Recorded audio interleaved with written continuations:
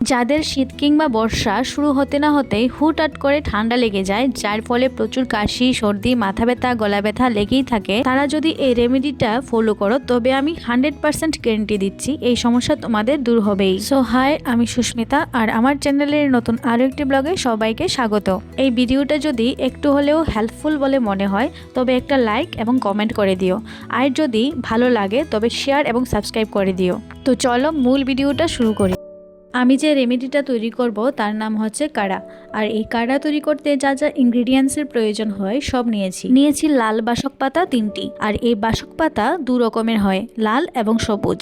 এই পাতার যথেষ্ট গুণাগুণ রয়েছে। এর রস জমে থাকা কফ তরল করে, কাশি এবং গলা ব্যথাও কমায়। তোমরা চেষ্টা করবে লাল বাসক পাতা দিয়ে তৈরি করতে, আর যদি একান্তই না পাওয়া যায় তবে সবুজ বাসক পাতা দিয়েও তৈরি করতে পারো। দুটোই কিন্তু সমান কার্যকরী। নিয়েছি 2টো তেজপাতা।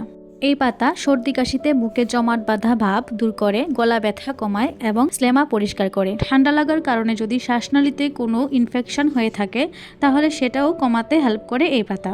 নিয়েছি একটুখানি কাঁচা হলুদ আর 4-5টা তুলসী পাতা। হলুদ আর তুলসী পাতার উপকারিতা তো আমরা সবাই জানি। এই দুটো উপাদান আমাদের শরীরে ন্যাচারাল অ্যান্টিবায়োটিক হিসাবে কাজ করে। আর নিয়েছি সবথেকে গুরুত্বপূর্ণ উপাদান কালো জিরে। এই কালো জিরে আমি একটু বেশি পরিমাণই নিয়েছি, কারণ এটি আমার খুব পছন্দের একটা উপাদান। নিয়েছি বেশ খানিকটা আদা, তবে যতটুকু প্রয়োজন ততটাই ইউজ করব, সবটা ইউজ করব না। আর নিয়েছি দারচিনি, লবঙ্গ, গোলমরিচ। এগুলোও সেম ভাবে যতটা প্রয়োজন ততটাই ব্যবহার করব। এখানে আমি এই বড় কাপটা দিয়ে 1 কাপ জল নিয়েছি। এটাকে আপাতত সাইড করে রাখি। এই সমস্ত উপাদানকে এবার রেডি করার পালা। বাসক পাতা বাদ দিয়ে সমস্ত উপাদানকে থেতু করে নেব। আমার কাছে থেতু করার মতো আলাদা ব্যবস্থা নেই, তাই মিক্সারেই হালকাভাবে গুঁড়ো করে নেব। একদম মিহি করব না, একটু দানা দানা যেন থাকে সেভাবেই করব। তোমাদের কাছে যা থাকবে তা দিয়েই থেতু করে নিও, কারণ একটু থেতু করে নিলে এর উপকারটা একটু বেশি পাওয়া যায়। মেনলি জলের সঙ্গে যখন এগুলি ভালো করে ফোটাবে তখন এর সমস্ত উপাদান জলের সাথে ভালোভাবে মিশে যাবে। চলো এবার বলি কালো জিরে আমার কেন খুব পছন্দের একটা উপাদান। এই কালো জিরে আমি প্রায় সময় আগের দিন রাতের বেলায় 1 গ্লাস জলে ভিজিয়ে রাখি, আর পরের দিন সকালে একটু ফুটিয়ে কিংবা গরম করে জলটা খেয়ে নিই। তাতে আমি বেশ উপকারী পেয়েছি, কারণ আমার কাশির সমস্যা রয়েছে, আর এটা খেলে আমার কাশি কমে যায় আর আমি বেশ আরাম পাই। যদি তোমাদেরও আমার মতো কাশি কিংবা ঠান্ডা লাগার সমস্যা থাকে তবে তোমরাও খেতে পারো। আর হ্যাঁ, এই কালো জিরার জল বাচ্চা থেকে বয়স্করা যে কোনো কেউ খেতে পারে। কালো জিরাতে রয়েছে থাইমোকুইনন নামক একটি উপাদান, যা শরীরে ঠান্ডা লাগা এবং শরীরকে ভাইরাসের আক্রমণ থেকে রক্ষা করে। এই যে দেখো, আমি মিক্সার জারে এগুলো গুঁড়ো করে নিলাম। এবার একটা পাত্রে এগুলি ঢেলে নেব, আর একটু জল নিয়ে না মিক্সার জারটা ধুয়ে নেব।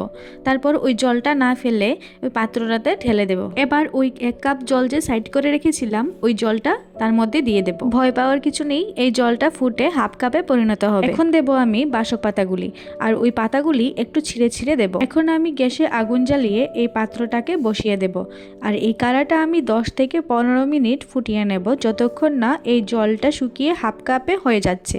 চলো এবার বলি এই কাড়া কে কে খেতে পারবে। এই কাড়া বাচ্চা থেকে বয়স্ক সবাই খেতে পারে। বিশেষ করে এটা বাচ্চাদের জন্য উপকারী একটা রেমেডি।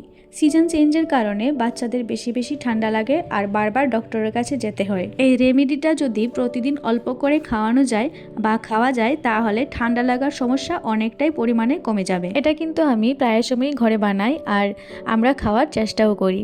এটা যদি তোমরা প্রতিদিন খাও তাহলে বেশি পরিমাণে খাওয়ার প্রয়োজন নেই, সেই অল্প পরিমাণে খেলেই চলবে। এখানে একটা কথা বলি, এটা বানানোর সময় বাসক পাতার পরিমাণটা কিন্তু খুব বেশি দেবে না, ওই অল্প কটাই দেবে, কারণ অনেক সময় পেটটা গরম করে ফেলে। কথা বলতে বলতে কিন্তু কাড়াটা একদম রেডি, আর এর কালারটা দেখো লাল হয়েছে। এর কারণ কিন্তু লাল বাসক পাতা। যেহেতু আমি এর মধ্যে আদা আর দারচিনি দিয়েছি তার জন্য একটা সুন্দর গন্ধও বেরিয়েছে। আদা যে আমাদের জন্য কতটা উপকারী সেটা তো আমরা কম বেশি সবাই জানি। এর মধ্যে দিয়েছিলাম গোলমরিচ, লবঙ্গ, এলাচ। এই 3টি উপাদান খুবই কার্যকরী। এগুলি আমাদের শরীরকে গরম রাখতে সাহায্য করে, সর্দি কাশি গলা ব্যথা কমায়, বিশেষ করে শুকনো কাশি কমাতে হেল্প করে।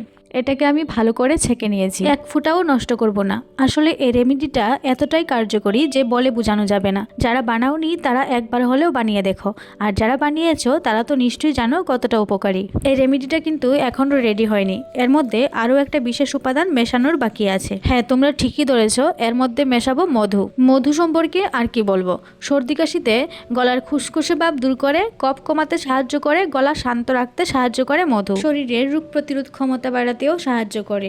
প্রতিদিন অল্প অল্প করে মধু খাওয়া আমাদের শরীরের জন্য খুবই উপকারী, তবে অতিরিক্ত গরমে এড়িয়ে চলাই ভালো। এবার কিন্তু এই রেমেডিটা একদম রেডি। যদি কেউ ভেবে থাকো এটা একদিন বানিয়ে এক সপ্তাহ ফ্রিজে রেখে খাবে, তাহলে আমি বলবো এটা একদমই করো না, কারণ এতে এর ঔষধি গুণাগুণ নষ্ট হয়ে যাবে, কোনো কাজেই আসবে না। তাই অল্প অল্প করে প্রতিদিনেরটা প্রতিদিন বানানোর চেষ্টা করবে, তাতে এর ঔষধি গুণাগুণ বজায় থাকবে। যাই হোক, সম্পূর্ণ ভিডিওতে যদি আমারও কোনো ভুল ত্রুটি থেকে থাকে তাহলে কমেন্টের মাধ্যমে জানাবে। আর ঠান্ডা লাগা কমাতে ঘরোয়াভাবে যদি তোমাদেরও কোনো পদ্ধতি জানা থাকে তাহলে কমেন্টে জানাতে পারো, আমি কমেন্ট পিন করে দেব যাতে সবাই জানতে পারে। এবার বলো ভিডিওটা তোমাদের কেমন লাগলো। যদি ভালো লাগে তবে একটা লাইক, শেয়ার, কমেন্ট এবং সাবস্ক্রাইব করে দিও। আজ তাহলে আসি, দেখা হচ্ছে নেক্সট কোনো ভিডিওতে।